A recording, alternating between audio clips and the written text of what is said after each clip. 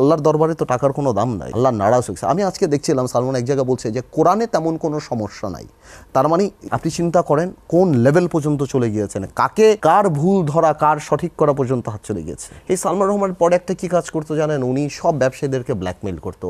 যখনই কোনো দুর্যোগ হতো সবাইকে ফোন করে করে 2 কোটি 5 কোটি নিয়ে প্রধানমন্ত্রীর দরবারে নিয়ে যেত। যদি কেউ না যেত তাহলে বলতো উনি জামাত করে, উনি বিএনপি করে। আমি যেটা বারবার বলছি যে আমি এই জিনিসটা ওই অ্যাঙ্গেলেই দেখি যেটা আল্লাহ প্রদত্ত। এই সম্পূর্ণ জিনিসটা হলো আল্লাহর অভিশাপ এবং আল্লাহ দেখিয়ে দিয়েছে যে আমি এটা কিন্তু ডিফিট না, এটা পতন।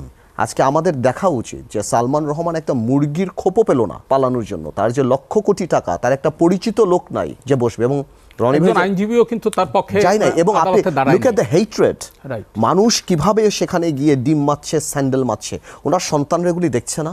আপনি যদি টাকা পয়সা কামাই করেন না, দ্যাটস প্রফিট। আপনি যখন অনেক বেশি সম্পত্তি করবেন, লাভ হবে, দ্যাটস গ্রোথ। ওর মধ্যে যখন মোরালিটি থাকবে, দ্যাটস সাকসেস।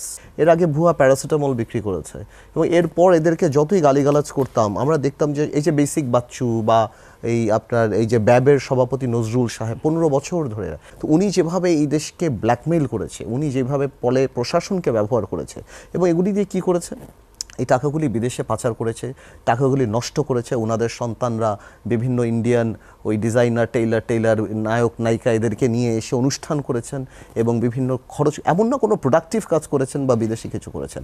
মানুষের টাকা পয়সাগুলি শুধুমাত্র বলে না ফুটানি, যা বলে না একদম লো শো অফ মানুষকে, এগুলি করেছে। কোনো প্রোডাক্টিভ কিছু নাই যে আমার বাবার এই অবস্থা বা আমার মার এই অবস্থা, আমার চাচের অবস্থা আছে, কি লাভ কি? আমি যখন দেখছি সোশ্যাল স্ট্যান্ডার্ড কোথাও গেল, টাকা doesn't matter, even a prostitute makes money. আজকে সালমান রহমানদের কোটি কোটি হাজার হাজার লক্ষ কোটি টাকা, সালমান কেন, সালমান বলেন, এসালম বলেন, যাদের বলেন, এদের জন্য কি অপেক্ষা করছে, এই যে অসম্মানী অপেক্ষা করছে, যেটা রনি একদম ঠিক মতো বললো, যে এদের সন্তানরা ভবিষ্যতে কি মুখ দেখাবে, কার সাথে কথা বলবে। এবং ওনার যেটা সিন্ডিকেট ছিল, রনি ঠিকই বললো যে সালমান রহমান কিন্তু অনেক আগের ব্যবসায়ী, ওনার আশেপাশের যারা ছিল কেউ কিন্তু ওনার বন্ধু না।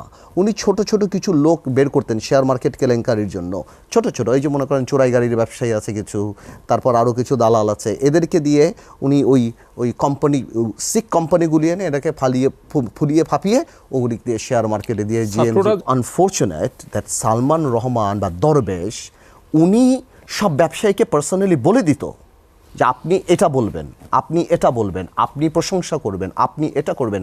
কেউ যদি সত্যি কোনো কথা বলতে চেত, সেটা যদি সালমান সাহেবের এগেনস্টে যেত, সালমান রহমানের এগেনস্টে যেত, তাহলে উনি সেটা বলতে দিত না, এবং উনি আগে থেকে বলে দিত। দেখছি উনি তো 15 বছর উনি গণভবনের সম্পূর্ণ কেমিস্ট্রিটা জানতো, কার কথা কে শুনবে, কে বুঝবে, কাকে বলতে হবে, উনি সব জানতো। এই জন্য আগে থেকে একটা প্রিকনসেপ্ট আইডিয়া সবার মধ্যে থাকতো। এখন ব্যবসায়ী মানুষরা সাধারণ মানুষকে দেখেন, এই বিসিসিআইটা কীভাবে ধ্বংস করেছে। সালমান রহমানের পায়ের কাছে যে পড়বে সে বিসিসিআই সভাপতি হবে, যে পায়ের কাছে পড়বে সে বিসিসিআই সভাপতি হবে। আমার মধ্যে ক্ষুধার্ত আসবে না, কারণ অনেক মানুষ আছে কিন্তু ফিনান্সিয়ালি করাপ্টেড না, কিন্তু মেন্টালি করাপ্টেড। কোনো ব্যক্তির পক্ষে দেশ চালানো সম্ভব না, দেশ চালাবে সিস্টেম।